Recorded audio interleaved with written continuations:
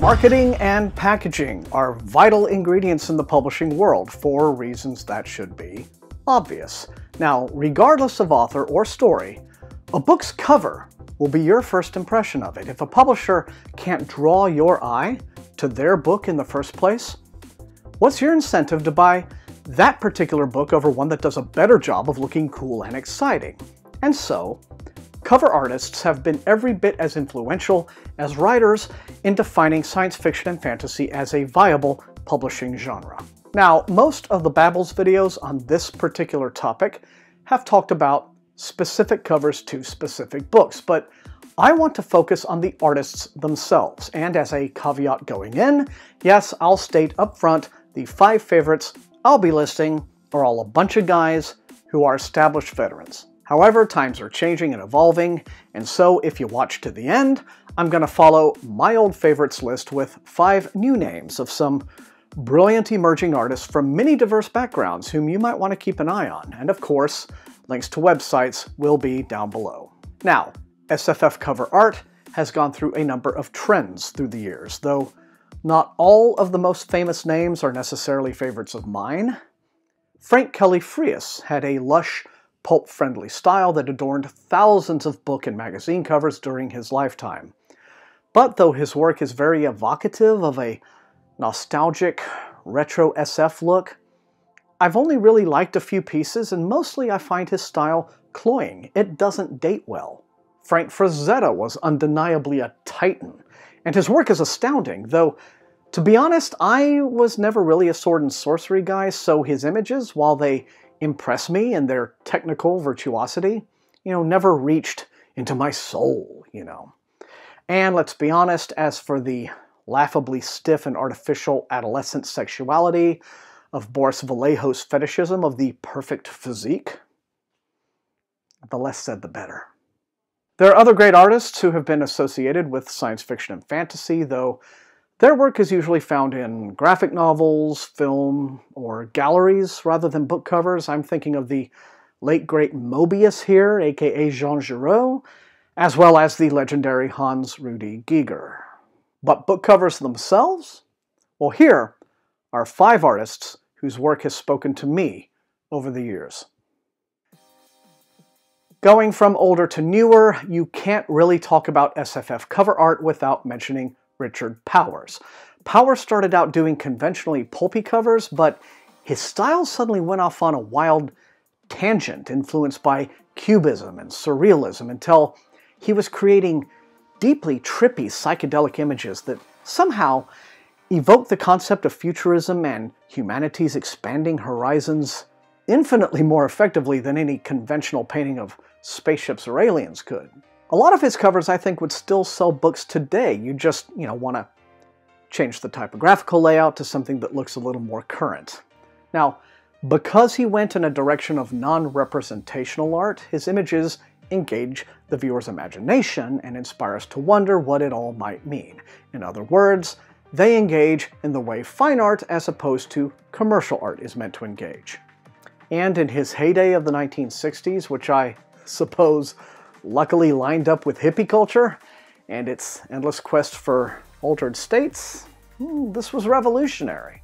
But there's nothing at all wrong with a boss spaceship cover, and among an impressive array of spaceship artists, perhaps the one who stood out most to me was Vincent DeFate, whom I had the great pleasure of meeting at a Texas convention when I was an impressionable teen. Now, when you are an impressionable young science fiction fan who daydreams endlessly of orbital stations and starships traversing the void at faster-than-light speeds, well, DeFate's art is basically porn. I could look at his paintings and imagine limitless futures among the stars. If a book had his cover on it, I'd blind buy it. And even if the book itself sucked, I'd treasure that cover. And for me at least, it all still holds up. Now, the most popular and you might say conventional artist on my list is Michael Whelan. And say what you will, I defy you to find an artist his equal who understood the role of a book cover as packaging designed to shift a product, and who worked within those guidelines to create astonishing paintings anyway. It's true that Wieland's eye for representational art, rendered in painstaking detail, is the sort of thing that appeals to a mass audience taste, people who just want an image to gawp at without having to ponder its subtexts. But that's fine. If Wieland's paintings are cheeseburgers, they're the best fucking cheeseburgers I ever ate. Wieland's strong suit is composition. His images center a subject, maybe the book's protagonist, framed by the surroundings and background in a way that your eye is inexorably drawn towards them. You can be grabbed visually by a Wieland cover almost instantly, which is vital in book sales, and then stand there letting yourself absorb what is essentially an exercise in full-scale world building inside of a single image. Now, he calls his style alternative realism. I don't care what anyone says, he's stone brilliant. And I incidentally also had a chance to meet him at that very same convention, a different year. Super friendly and genuine guy. Now, moving down the list, I must confess this guy is a buddy of mine, but that has no bearing on anything.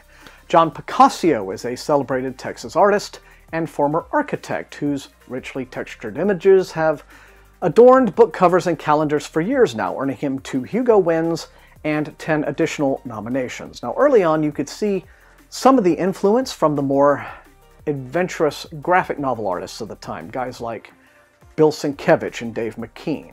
But John has synthesized all of that into a signature style that's instantly recognizable, and that has gotten his artwork on the covers of some important classic SFF reprints, like A Canticle for Leibowitz and a number of titles from Michael Moorcock. Now, one thing about John's work ethic that I love is that when he's assigned a book cover, he insists on reading the book first, whereas many artists with heavy demands on their time just rely on a brief from the publisher's art director. Finally, if science fiction and fantasy are genres given to narratives told on an epic scale, then few artists can convey epicness quite as epically as Stéphane Martinière. Martinier's futuristic landscapes featuring sprawling cities with towering monumental architecture can certainly make their tiny human subjects look dwarfed and insignificant. But in contrast to Wieland, in Martinière's work, the sense of scale is what we're meant to be awed by. This notion that worlds and universes are large and contain multitudes. But there's also something very dynamic in his art. These landscapes aren't still lifes. They're snapshots of vast lived-in worlds where action-packed stories are happening, where characters are facing down adversity and fulfilling destinies. Now, I always feel like I could just fall into one of Stéphane Martinière's covers, and I often wish I could see him render some of SFF's most famous settings. I want to see his take on Minas Tirith or Ringworld. So those are but 5 of the artists whose covers have drawn me deeper into my love of fantastic fiction and all the worlds they transport me to. And they're hardly the only ones. I didn't even get to guys like John Jude Palencar or Wayne Barlow. And the exciting thing is that there are a number of great new talents I'm always discovering, whose work I'm eager to see more of. So I'm going to send you off with a gallery of some of their work. Who draws your favorite SFF book covers? Let me know in the comments, and otherwise, please like, share, and sub. Consider supporting SFF180 on Patreon. And until I see you next time, happy reading.